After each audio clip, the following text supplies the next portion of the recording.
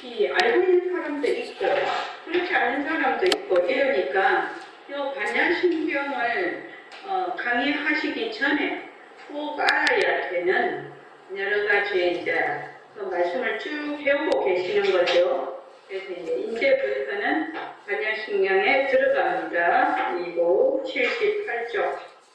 우리가 지금 한국에서 지금 반야신경을 하고 있는 구마라습의 번역이에요.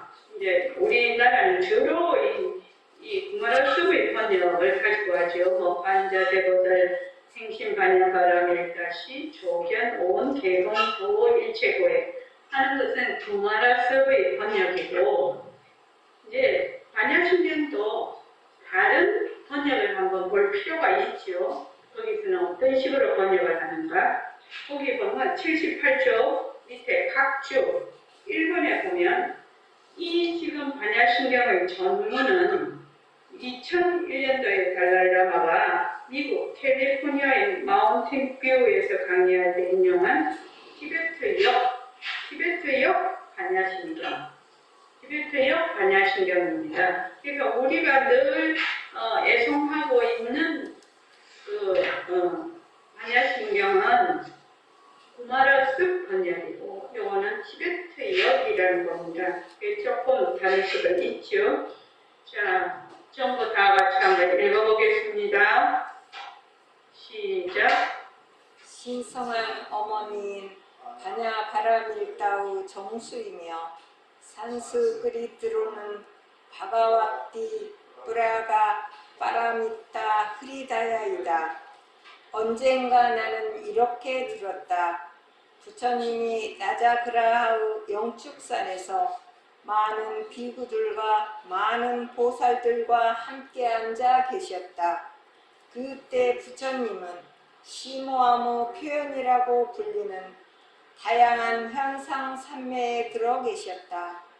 그때 위대한 성자 관자재보살은 심오한 반야 바라밀다를 닦는 수행을 철저히 관찰하고 오온조차도 자체적으로 내재하는 실제를 갖고 있지 않음을 명확히 보았다. 부처님에게서 영감을 받은 사리자 스님은 위대한 성자 관자재보살에게 물었다. 심오한 반야 바라밀다를 얻는 수행을 하고 싶은 고귀한 가문의 아들과 딸들은 어떻게 수행해야 합니까? 이 말을 들은 위대한 성자 관자재보살은 사리자 스님에게 이렇게 말했다. 사리자여, 심오한 반야 바라밀다를 닦는 수행을 하고 싶은 고귀한 가문의 아들과 딸들은 다음을 명확히 알아야 한다. 오온조차도 내재하는 실제를 갖고 있지 않다는 것을 철저하게 알아야 한다. 형상은 공성이고 공성은 형상이다. 공성은 형상과 다르지 않으며 형상도 공성과 다르지 않다. 이와 마찬가지로 감정과 지각과 의지작용과 의식도 모두 공성이다. 그러므로 사리자여, 모든 현상이 공성이다. 그것들은 규정된 특징을 갖고 있지 않다. 그것들은 생겨나지도 않고 소멸하지도 않는다. 그것들은 더럽지도 않고 깨끗하지도 않다. 그들은 감소하지도 않고 증가하지도 않는다. 사리자여, 그러므로 공성 속에는 형상도 없고 감정도 없고 지각도 없고 의지작용도 없고 의식도 없다. 눈도 없고 귀도 없고 코도 없고 혀도 없고 육체도 없고 마음도 없다. 형상도 없고 소리도 없고 냄새도 없고 맛도 없고 촉감도 없고 의식의 대상도 없다. 시각의 요소를 시작으로 해서 의식의 요소를 포함해서 마음의 요소까지도 없다. 무지도 없고 무지의 소멸도 없고 등등. 늙음과 죽음도 없고 늙음과 죽음의 소멸도 없다. 그와 마찬가지로 고통도 없고 고통의 원인도 없고 고통의 소멸도 없고 수행도 없다. 지혜도 없고 성취한 것도 없고 성취하지 못함도 없다. 그러므로 사리자여, 보살은 성취한 것이 없기 때문에 이 반야 바라밀다에 의지하며 그 안에 머문다. 보살은 마음에 장애가 없기 때문에 두려움이 없고 그릇됨을 완전히 벗어났기 때문에 열반에 들 것이다. 삼세의 모든 부처님들도 이 심오한 반야 바라밀다에 의지해서 최고 완전한 깨달음을 얻었다. 그러므로 바라밀다 진언을 알아야 한다. 훌륭한 지혜의 진언이며 최상의 진언이며 필적할 것이 없는 것과 동등해지는 진언이며 모든 고통을 없애는 진언인 이것은 거짓이 아니기 때문에 진실이다. 반야 바라밀다 진언은 다음과 같다. 따다타 갓떼 갓떼 빠라갓떼 빠라상갓떼 보디스와하. 사리자여, 위대한 존재인 보살들은 이와 같이 반야 바라밀다를 닦아야 한다. 그러자 부처님이 삼매에서 깨어나서 위대한 성자 간자재 보살의 대답을 훌륭하다고 말하며 칭찬했다. 훌륭하다 훌륭하다 고귀한 풀자여, 그와 같다. 그처럼 해야 한다.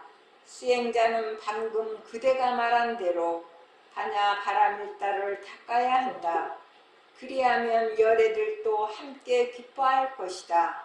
부처님이 이렇게 말씀했을 때 사리자 스님과 위대한 성자 간자재보살과 전신들과 인간들과 아수라들과 간다루와 등을 포함해서 모든 청중이 부처님의 말씀에 함께 기뻐하고 환호하였다.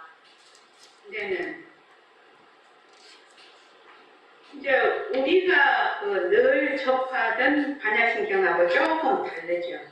다른데도 이거를 이렇게 읽어보니까 굉장히 자세하면서 이해가 참 쉽죠. 이게. 그 다음에 마하반야 바라밀다 신경 구마라스의 요것도 다 같이 읽어볼게요. 이거는 이제 우리들이 늘 읽던 거라서 한자로 된 거지만, 자, 다 같이 한번 읽어볼게요. 마하반야 바라밀다 신경 관자재보살 행심반야 바라밀다시 조견 오온계공 도일체고액 사리자 색불이공 공불이색 색즉시공 공즉시색 수상행식 역부여시 사리자 시제법공상 불생불멸 불구부정 부중불감 시고 공중무색 무수상행식 무아니비설신의 무색성향 미초법 무한계 내지 무식계 무무명 영무무명진 내지 문호사 영문호사진 무고진멸도 무지영무득 이무소득고 보리살타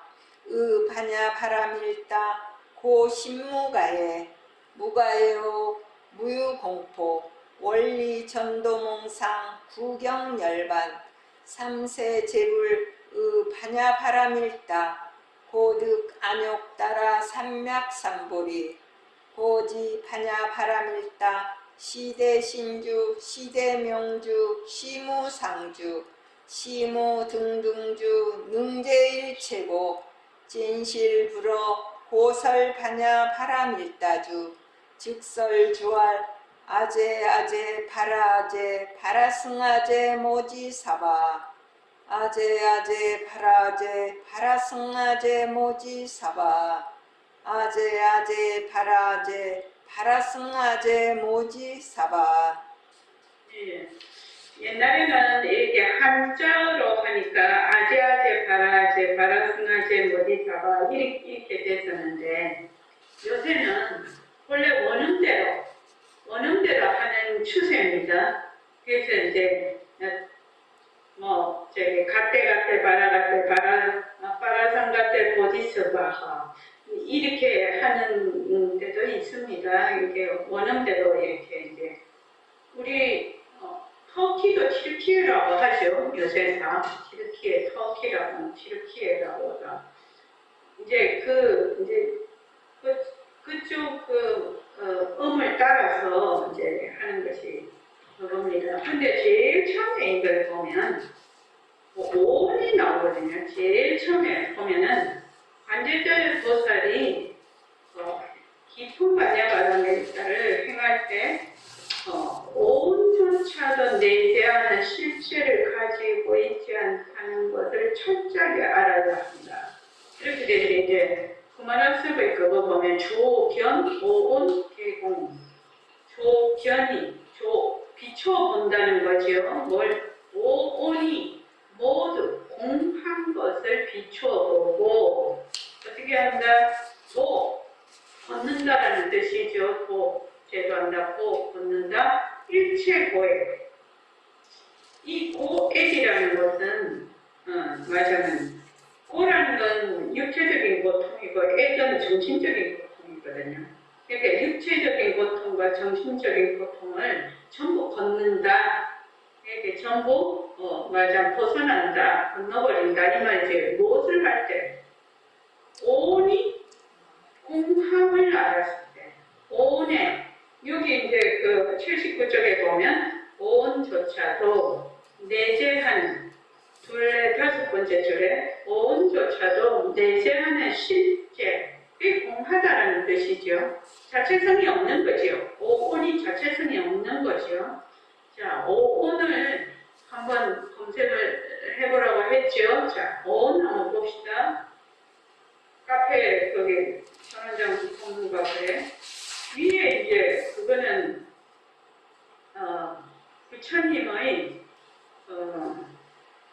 부처님의 경전이고요.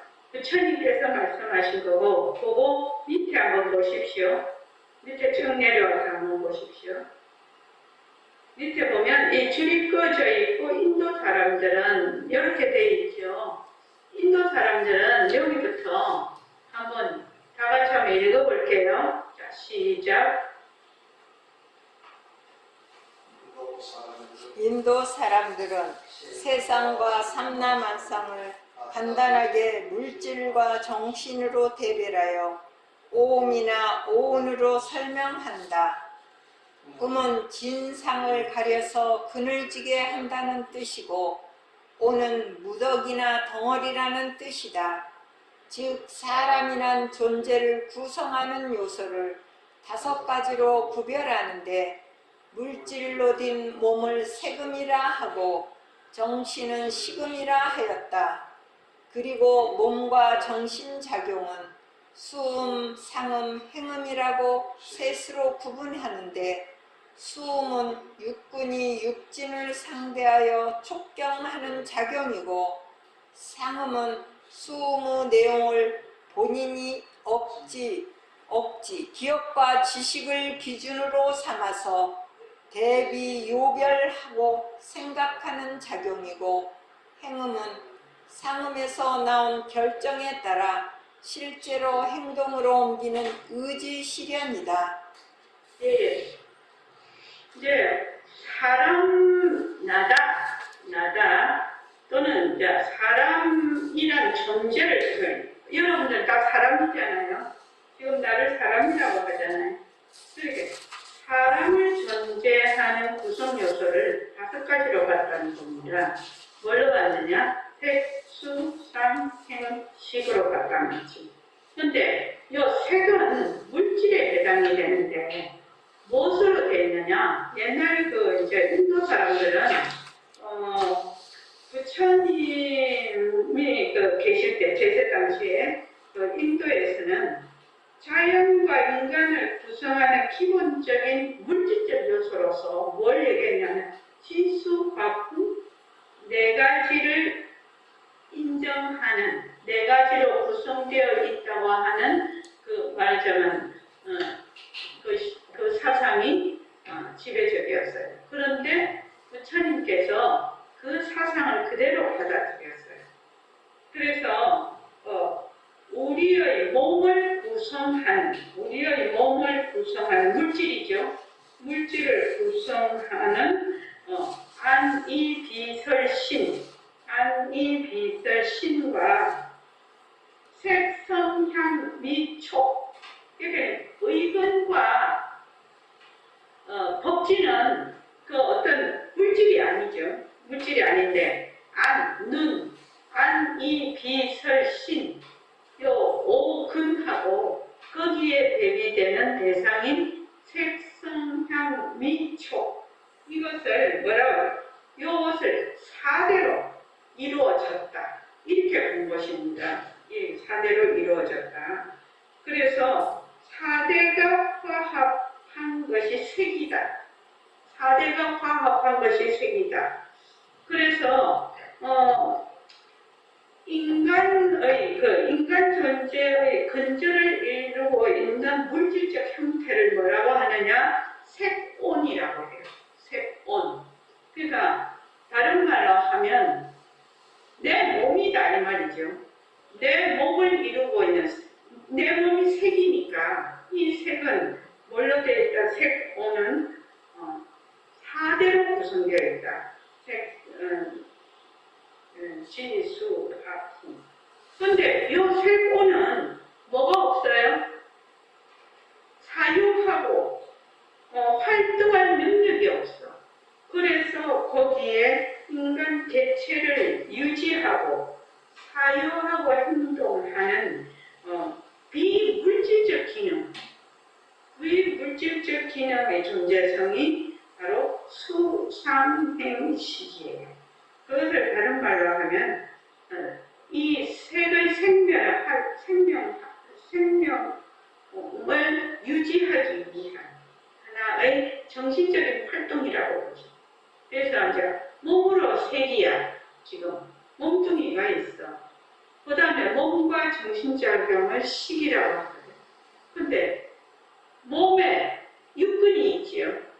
육근이 육직연계를 보면 어떻게 되느냐? 육식을 일으키는데 그것을 뭐라고 하느냐? 촉이라고 해요. 육근이 육진경계를 만나서 육진을 일으키는 것이 촉이라고 하는데, 육근이 여기 보면 육근이 육진을 딱 만나면 촉을 딱 이루는 것이 딱 촉이 되는 것이 수음이에요. 수음. 그러니까 육근이 육진을 상대해서 일으키는 촉경, 육근이 육진을 상대하는 것이 수예요. 수음에 들어가요. 육근이 육진을 딱 상대를 하면 수에 해당이 되는데, 이 수가 그 다음에 상을 일으켜. 상이 바로 되버려요. 상은 뭐냐 하면은 좋다, 나쁘다, 또 맞으면 락, 불고 불락 이렇게 되거든요. 좋다, 나쁘다, 좋은 것도 아니고 나쁜 것도 아니다. 이렇게 된단 말이죠. 그렇게 딱 생각을, 수가 딱 되었을 때, 저거 좋다, 나쁘다, 좋은 것도 아니고 나쁜 것도 아니네. 이렇게 돼. 그렇게 되면 그 다음 뭘 일으키냐면은 좋은 것은 가지려고 하고 나쁜 것은 피하려고 하죠. 좋지도 않고 나쁘지도 않은 것은 그냥 무관심이다. 그래서 좋지도 않고 나쁘지도 않은 것을 가지려고 하고 또 그걸 피하려고 하는 것이 뭐다? 행인 것이에요. 행. 그것이 행이에요. 그렇게 되면 이것은 참 좋은 것이네. 그래서 그걸 가지려고 하고 또 안 좋은 것은 피하려고 해서 그것이 딱 어디에 저장이 되버려요. 그래서 식에 저장이 되버려요. 그럼 그 식이 딱 그게 정자가 되지요. 정자가 됩니다. 자, 다시 해보죠. 여기 보면은 한번 보십시오. 물질로 된 몸을 세금이라 하고, 이걸 이제 지수화풍으로 이루어졌다라고 하지. 정신은 식음이라고 했다. 그리고 몸과 정신을 수음, 상, 행은 셋으로 구분하는데, 수음은 육진을 상대해 축경하는 작용, 딱 받는다는 것이죠. 그 다음에 상음은 수음의 내용을 본인이 가지고 있는 기억과 지식을 기준으로 삼아서, 아, 요거는 좋네, 요거는 나쁘네, 이렇게 한단 말이죠. 그 다음 행음은 좋네, 나쁘네, 나온 데서 결정에 따라서 실제로 행동에 옮기는 의기작용이라는 거예요. 그게 행위라는 거예요. 그래서 다시 식에 또 저장이 돼, 억지로. 그러니까 내가 만약에 꽃을 봤어. 꽃을 봤는데 아, 되게 향기롭거든. 그러니까 아, 이 꽃 정말 예쁘고 향기롭네. 그러니까 이 꽃을 좀 사든지 해봐야 되겠다. 그래서 이 꽃을 가서 직접 사. 이게 행위야.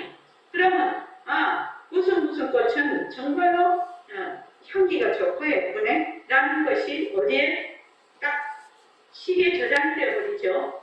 억지라는 겁니다. 저장이 되고 다음엔 어떻게 하느냐. 아, 그 꽃, 그거 참 향기롭고 좋은 꽃, 이렇게 생각을 하는 거. 근데 우리가 지금 생각하고 지금 좋다 나쁘다 하는 것은 전부 다 그러한 기억과 지식이 저장이 되어서 분별을 한다는 거예요. 그러니까 그 연애를 하잖아요. 연애를 하면 그 사람을 보는 것이 아니라, 연애를 할 때 그 사람을 보는 것이 아니라 내 기억과 지식 속에 참 좋다라고 지금 저장되어 있는 그 관점으로 사람을 본다는 겁니다. 이해되십니까? 그럼 연애를 해. 연애를 하면 그 사람 자체를 보는 것이 아니라 그 사람을 판단 기준이 어디에 있느냐? 나의 기억과 지식에 있다는 거예요. 기억과 지식에 의해서 좋은 사람으로 구별이 되면 연애를 하게 되죠. 그런데 이제 살아보니까 다르죠. 그럼 어떻게 돼? 아, 이거 진짜 살아보니까 다르네. 그렇게 해서 뭐 이혼을 한다든지 뭐 연애를 하다가 헤어진다든지 하는데, 이현숙 도반님 한번 물어볼게요. 우리 전부 다 살고 있지 않습니까? 그죠? 근데 별 사람이 있겠습니까? 자기 기억과 지식에 똥 맞는 사람이 있을까요? 없습니다. 없습니다. 그래서 적당하게 맞춰서 사는 것이 참 좋은 겁니다. 내 기억과 지식에 딱 판단을 해갖고 이거는 좋은 거, 이거는 나쁜 거 이렇게 해가면 상대편의 기억과 지식에도 이거는 좋은 거, 이건 나쁜 거 있을 거 아닙니까? 근데 거기에 어떻게 딱딱딱딱 기어 맞춰서 또 인연과 조건 따라 일어나는 상황도 계속 변하고 있는데 어떻게 딱딱딱딱 맞춰서 할 수가 있겠나요? 그래서 적당하면은 그냥 적당하게 사는 게 좋은 거죠. 그래서 절대 생각하실 때 별 사람 있나? 그죠? 나도 뭐 별 사람 있나? 니도 별 사람 있나?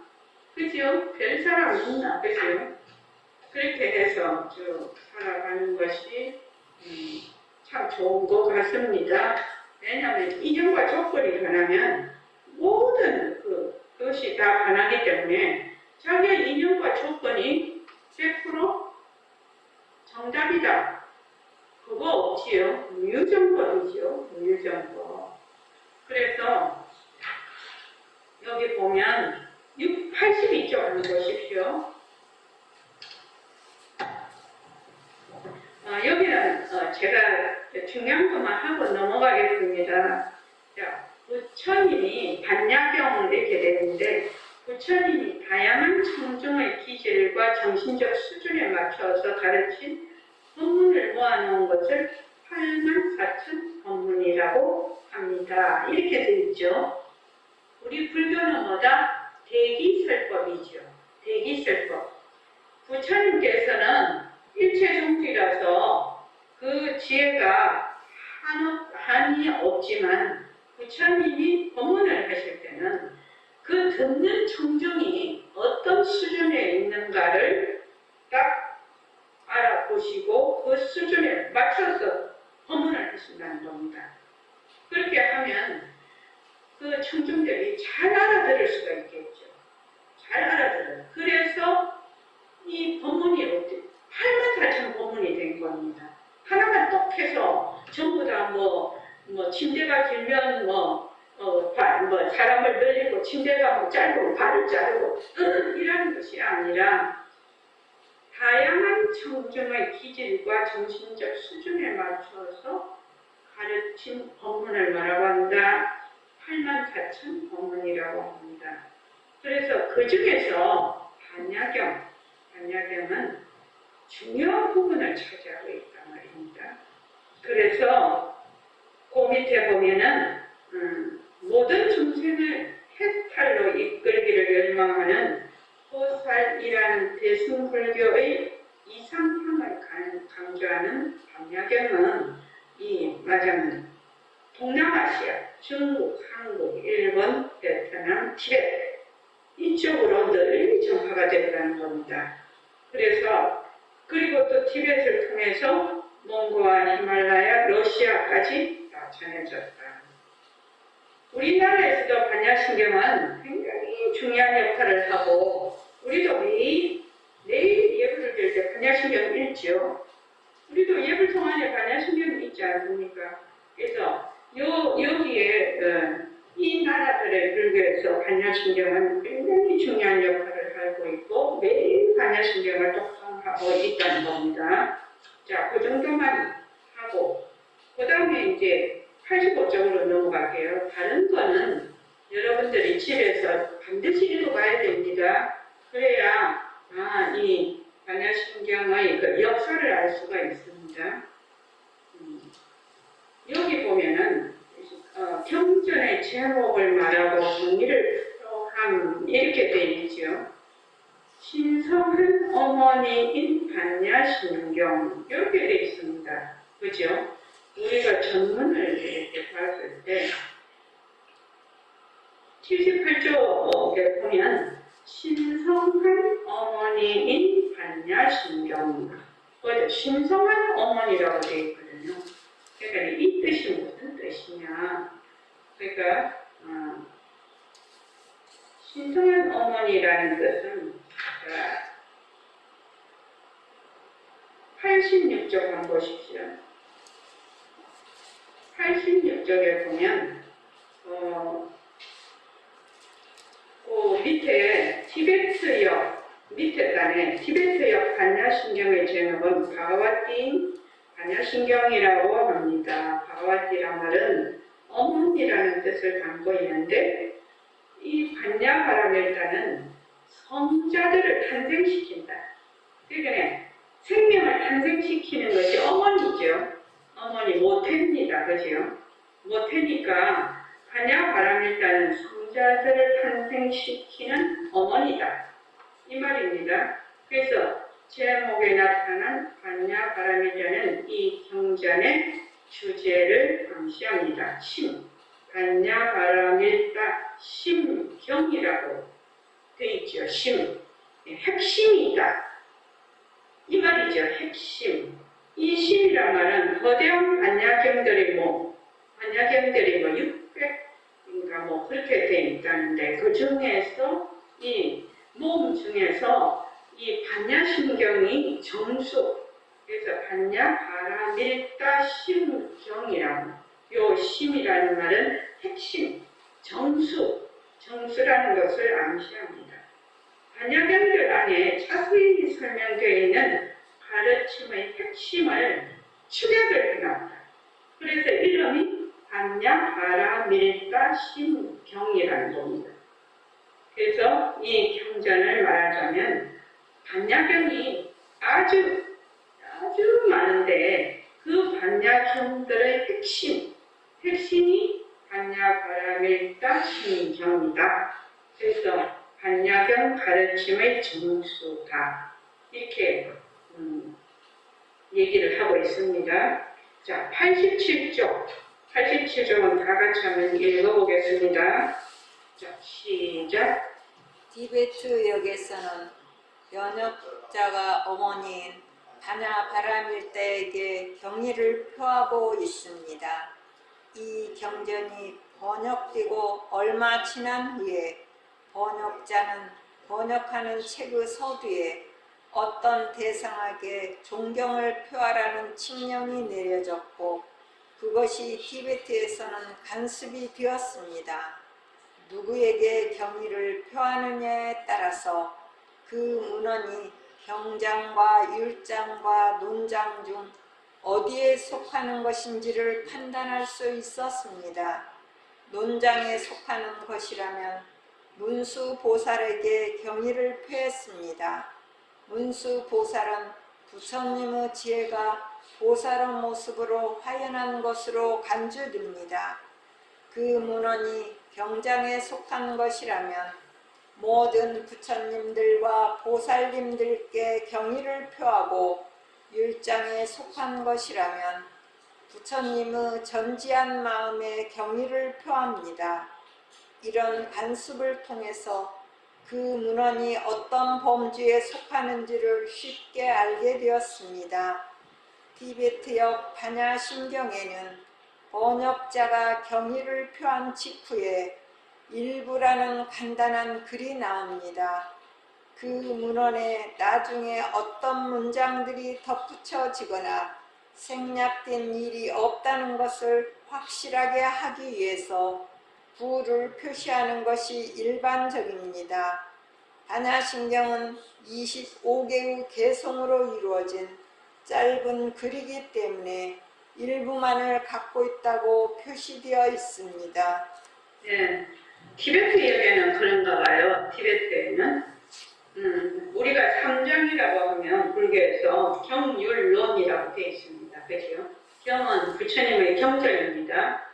그 다음에 율장은 부처님이 그 계에 대해서 있는 것이 율장입니다. 그 다음에 논장이라는 그 논에 대해서 얘기를 한 겁니다. 그래서 논장에 속한 것은 문수보살에게 경의를 표하고 앞에 이제 그렇게 되어 있다는 거죠. 경의를 표하는 것이 이게 문수보살에게 경의를 표하면 이게 논장이구나. 그 다음에 부처님과 보살님께 경의를 표하면 이건 경장이구나. 부처님의 전지한 마음에 경의를 표하면 이건 율장이구나. 그렇게 딱 이렇게 구별을 할 수가 있다라는 말이죠. 그리고 이제 여기 보면 78쪽을 보면은요. 78쪽 한번 보십시오. 거기 이제 신성한 어머니인 반야 바라밀다의 정수이며 이렇게 돼 있죠. 정수이며 산스크리트로는 바바와띠 뭐 이렇게 나오고 글이 다야 있다. 밑에 보면 일부 이렇게 돼 있죠. 일부라는 글이 있습니다. 그래서 여기는 일부만을 갖고 있다. 자, 그 밑에 각주 두 번째를 보십시오. 티베트 문헌에는 전통적으로 9의 숫자는 경전이 처음에 오고 장의 제목은 끝에 옵니다. 9는 장보다 큰 불교이다. 일부의 크기는 개성 30개쯤 된다. 반야심경은 반 하나의 부로 되어 있다. 티베트에서 경전을 부로 나누는 관습에 대해서 알려면 제6장의 경전의 제목을 말하고 성경을 표현이라는 내용을 보라고 되어 있습니다. 나중에 이제 하다가 보면 나오겠죠. 그래서 요거는 일부, 25개성 전문이다 이 말입니다. 상당히 달달자마께서 이 반야심경을 굉장히 상세하게 반야심경에 대한 아주 존경심이 대단하신 것 같습니다. 자, 그 다음에 88쪽 반야심경의 기원이라고 이렇게 되어 있습니다. 자, 반야심경의 기원입니다. 자, 다 같이 한번 읽어볼까요? 자, 시작. 반야심경의 본문은 이 설법이 이루어졌던 상황을 설명한 것으로 시작됩니다. 실제로는 두 가지의 상황이 있습니다. 세속적인 의미에서 이 가르침의 기원을 설명하는 상식적인 상황과 궁극적인 의미에서 이 가르침의 기원을 설명하는 초월적인 상황이 있습니다. 상식적인 상황에 관해서는 이렇게 쓰여 있습니다. 언젠가 나는 이렇게 들었다. 부처님은 나자그라하의 영축산에서 많은 비구들과 많은 보살들과 함께 앉아 계셨다. 그때 부처님은 시모아모 표현이라고 불리는 다양한 현상 산매에 들어 계셨다. 그렇게 세 가지의 완전한 조건들이 갖춰져 있음을 말하고 있습니다. 완전한 스승인 부처님이 계시고 훌륭한 승려들과 보살들이 모여 있고 그 두 가지 완전한 조건들이 라자그라하의 영축산이라는 완전한 장소에 모였습니다. 여기서 훌륭한 승려들의 모임은 위대한 아란 등과 같이 궁극적 의미의 승가를 말합니다. 이 경전이 나온 초월적인 상황에 대해서는 다음과 같이 말합니다. 부처님은 시모아무 표현이라고 불리는 다양한 현상 산매에 들어 계셨다. 부처님은 여기에서 바가완이라고 언급되는데 바가완이라는 산스크리트어 용어는 번뇌와 오온과 죽음과 욕망이라는 네 가지 적들을 모두 정복한 사람이라는 뜻을 갖고 있습니다. 예, 부처님을 바가원이라고 합니다. 이게 경전에 보면은 바가원이나 바가원 그렇게. 그 다음 읽어보십시오. 바가와는 파기적인 힘들을 모두 초월하고 그런 힘들이 미치는 영향이나 한계에서 완전히 벗어났기 때문에 올바른 시각을 흐리게 하는 요소들을 모두 제거한 사람입니다. 여기서 새로운 시각을 얻었다고 하지 않고 시력을 흐리게 하는 요소를 제거했다고 표현했습니다.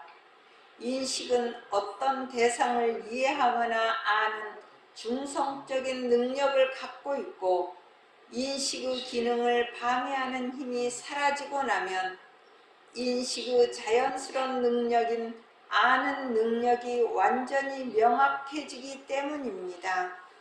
이렇게 명료해진 상태가 바로 모든 것을 아는 상태이고 전지한 마음입니다. 사실 부처님의 전지한 마음의 주요 특징 중 하나는 어떤 일을 인식했을 때 상대적인 진리와 궁극적인 진리를 동시에 지각한다는 것입니다.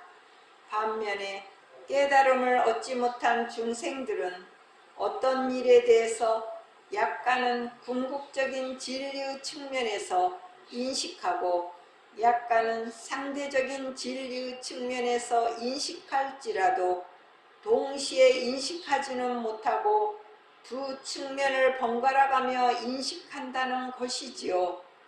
그 다음에는 부처님이 시모아무 표현이라고 불리는 다양한 현상 산매에 들어갔다고 쓰여 있습니다. 여기서 시모함은 공성을 가리킵니다. 공성은 여여라고도 하고 사물에 있는 그대로의 모습이라고도 합니다. 공성을 시모함이라고 부른 까닭은 공성을 파악하려면 아주 깊이 꿰뚫어 알아야 하기 때문입니다. 보통의 마음으로는 그렇게 하기가 아주 어렵겠지요. 네. 여기 바가원이라는 뜻은 번뇌와 오온과 죽음과 욕망이라는 네 가지 적들을 모두 정복한 사람이라는 뜻을 가지고 있다. 그러니까 요 말이 참 중요한 것 같습니다. 번뇌와 오온과 죽음과 욕망이라는 네 가지 적들을. 그러니까 우리가 결국 깨닫게 되면 혼내서 벗어나고 온과 죽음과 욕망이라는 데서 다 벗어날 수 있다. 이 말이 되겠습니다. 여기 이제 그 다음에 참 중요한데 과감원은 파괴적인 힘들을 모두 초월하고 그런 힘들이 미치는 영향이나 한계에서 완전히 벗어났기 때문에 어떻게 됐다? 올바른 시각을 흐리게 하는 요소들을 모두 제거하는 것이다. 올바른 시각을 흐리게 하는 요소라는 것은 다른 말로 하면 전도된 생각이죠. 전도된 생각을 하면 어떻게 되느냐? 전도가 되면 전도된 생각을 하면 시각이 올바른 시각을 흐리게 하죠. 올바른 시각을 흐리게 하지 않습니까? 그러니까 바르게 통찰하지를 못한다는 뜻이죠. 이게요. 그래서 여기서 새로운 시각을 얻었다고 하지 않고 새로운 시각을 얻은 것이 아니라 올바른 시각을 흐리게 하는 뒤바뀐 생각을 말하자면 제거했다라고 표현을 했다라는 겁니다. 이게 말하자면. 그러면 우리가 지금 하고 있는 일은 내가 지금 전도된 착각된 시각에서 모든 것을 보고 듣고 말을 하고 있는데 이 착각된 것만 어떻게 한다? 바르게 본래 바르게 갖는 것이지 어떤 새로운 시각을 갖는 것이 아니다 이 말입니다. 지금요.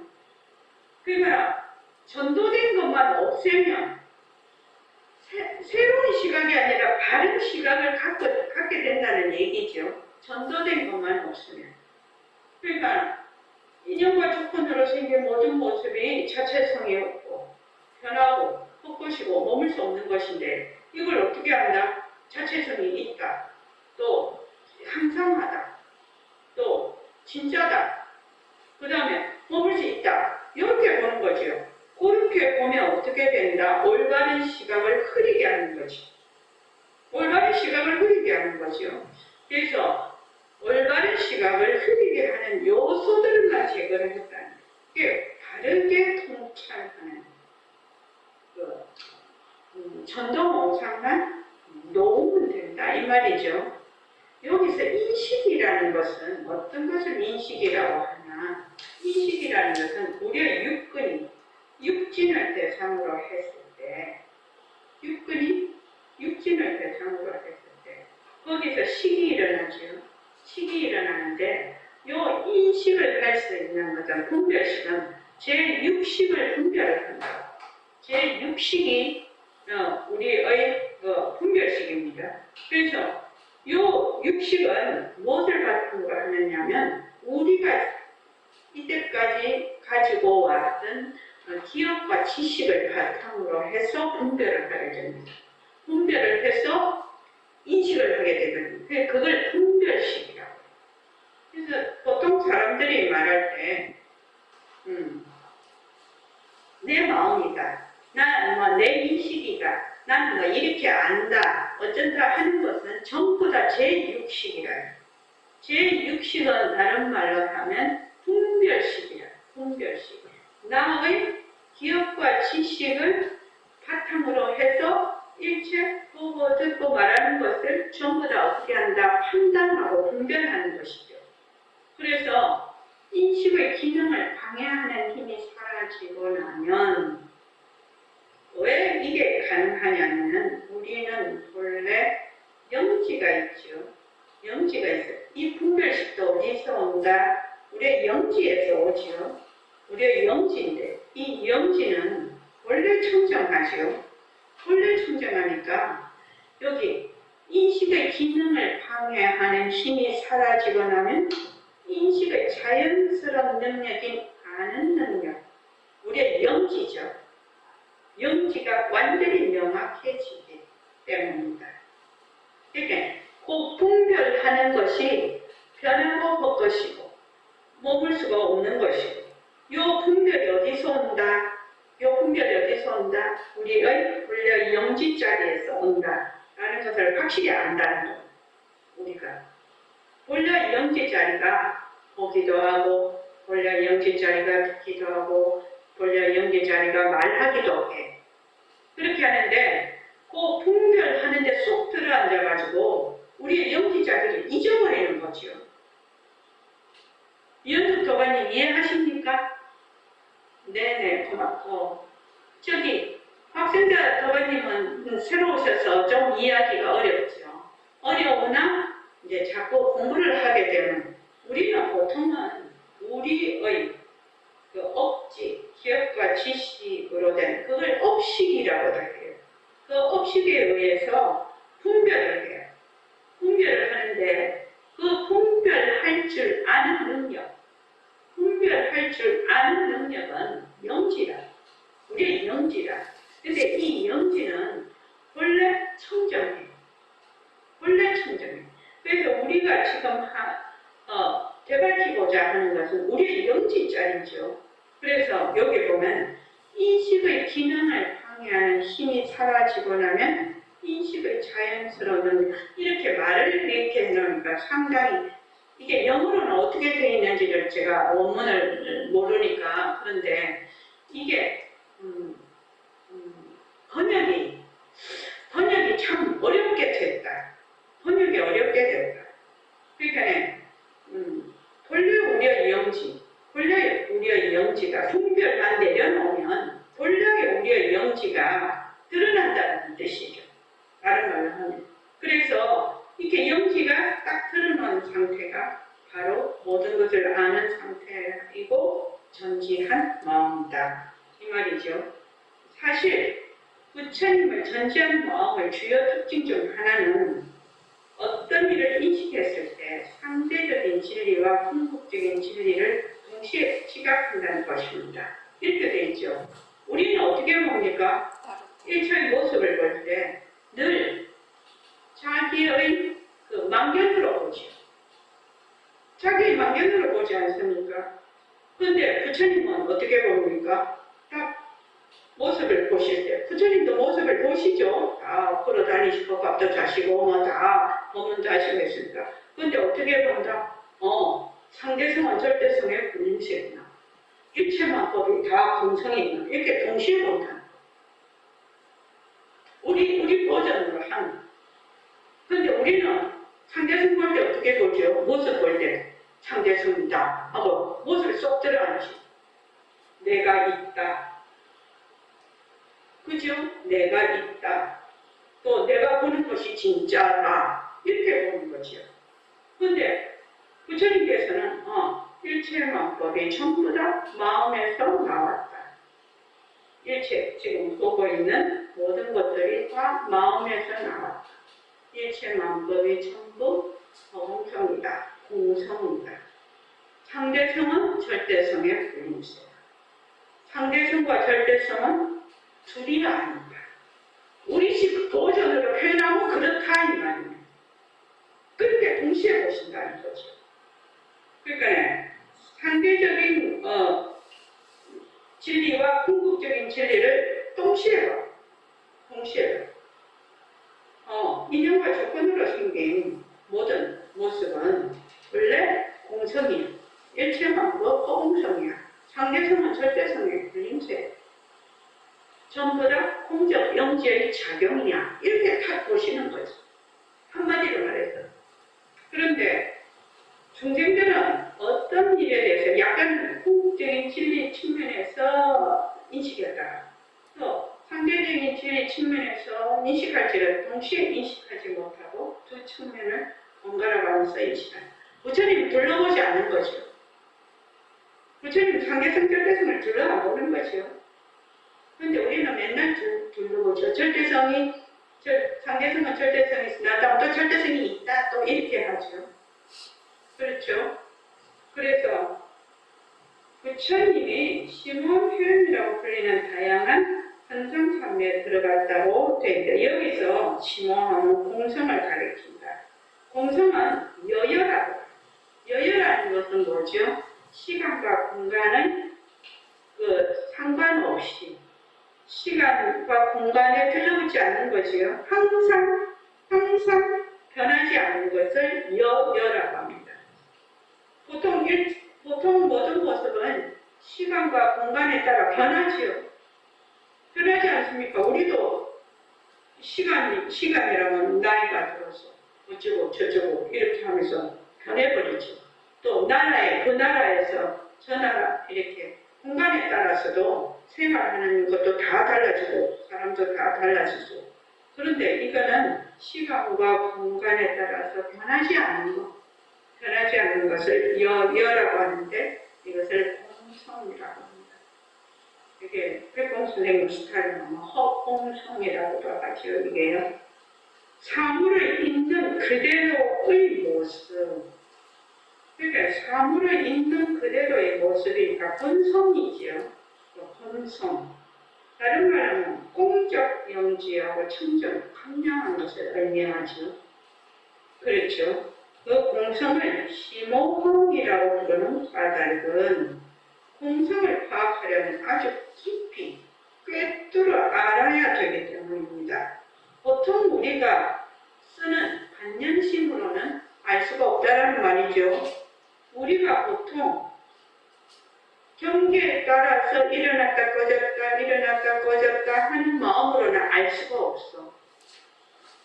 경계에 따라 일어났다 꺼졌다 하는 마음을 뭐라고 한다? 망심이라고 하거든. 망심이라고 하는데 그 망심은 보통 사람들이 그걸 자기 마음인 줄 알아. 좋은 걸 보면 좋다라고 거기에 끌려가. 나쁜 걸 보면 나쁘다라고 끌려가. 사람을 보면 사람이다라고 끌려가고, 개를 보면 개다라고 끌려가고, 나무를 보면 나무다 거기 끌려가고, 더우면 덥다에 끌려가고, 추우면 춥다에 끌려가고, 돈이 있으면 돈에 끌려가고, 명예가 있으면 명예에 끌려가고, 지위에 있으면 지위에 끌려가고. 그래서 온갖 이 세상 만사가 그냥 헷갈리는 것이요. 이 세상 만사가 그 끌려가는 통에, 거기에 끌려가면서 집착하는 통에 어떻게 된다? 이게 이렇게 어지러운 거 아닙니까? 실은. 그걸 무슨 마음이라고 한다? 반연심이라고 해요. 경계를 쫓아가는 마음. 경계를 쫓아가는 마음을 반연심이라고 하죠. 그런데 경계를 쫓아가지 않는 마음, 경계를 쫓아가지 않는 그런 청정한 마음이라야지 마음으로 보아야만 이 공성을 깨뜨려 볼 수가 있다라는 그런 말씀이죠. 공성을 파악하려면 본래 이치대로 달마대사의 말씀에 의하면 마음이 장벽과 같아야 된다. 마음이 장벽과 같아야 된다는 말은 마음이 여기에 끌려가더라 저기 끌려가더라 그렇게 하지 말고 아주 굳건해야 된다는 얘기죠. 그러니까 우리가 쓰는 마음으로는 공성을 파악하기 어렵다 이 말이죠. 왜? 맨날 끌려가서 그것이 진짜인 줄 알아. 그것이 자체에 그 실체가 없다는 것만 확실히 알면 끌려갈 일이 없겠는데 우리 그렇게 잘 안 되죠. 잘 안 됩니다. 특히 내가 있다. 이거 오온조차도 다 공했다고 반야신경 제일 처음에 나오거든. 오온이 다 공함을 보고 일체 고액을 육체적인 고통, 정신적인 고통을 다 말하자면 벗어났다고 돼 있는데 우리는 맨날 육체도 있고 정신도 있죠. 그래서 맨날 내가 있다. 내가 있다에서 시작을 하니까 이게 공성을 파악하려면 아주 깊이 깨뚫어 가야 되는데 쉽지 않다. 그러나 우리는 쉽지 않다고 해서 쉽지 않은데 끌려가지 않죠. 만약에 정말 어렵겠다 순간적으로 그래 생각했다면 어떻게 해야 됩니까? 제가 강고령도관님한테 한번 물어볼까요? 순간적으로 정말 어렵겠네 이렇게 생각해서 어떻게 해야 돼요?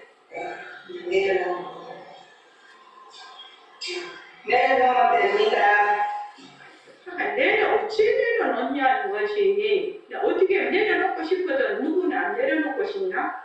근데 내려놓고 싶지. 근데 어째 내려놓을 수가 있냐는 거지. 그거를. 거기에는 진짜 소수성을 변화할 것이다고 생각하고 내려놨습니다. 그렇죠. 그때 모습 공식이 필요한 거죠. 아, 그게 참 공정을 알기 되게 어렵겠네. 그래서 내 말이 끝나자마자 그 생각이 딱 나시오. 그렇죠? 박정자 교관님 그렇게 생각했죠? 딱 생각이 나. 그럼 생각이 나면 내 말에 의해서 일으킨 관념심이죠. 관념심이니까 딱 어떻게 해야 된다? 인연과 조건으로 생긴 어렵겠네. 변한다고 것이다. 머물 속에. 그렇게 하는 겁니다. 몇 가지는 제가 못 나가고요. 요즘 이제 항상 마음을 가지는 게, 변할 것이다. 아, 네. 기술과 조건이라는 언어를 항상 머리에 염두에 두고, 기술과 조건으로 어떤 상황이 벌어지고 있구나. 그것까지는 좀 인지하고 언어를 하고 있습니다. 아이고, 고맙네요. 그렇게 쭉 하는 것이 말하자면 공성을 파악하는 겁니다. 아주 깊이 있게 뚫어 아는 거거든요. 그래서 연기와 공성은 항상 한 몸이라요. 그래서 인연과 조건으로 생겼구나 이러면 연기법이 되는 것이고 그것이 실체가 없다라고 아는 것은 이제 공성이 되겠습니다. 자, 네네. 말씀하실 분 있으면 말씀하십시오. 말씀하실 분 있습니까? 아닙니까? 네네. 그러면은 4시 10분에 다시 만나서 우리 입선하겠습니다. 네, 그럼 올라가겠습니다.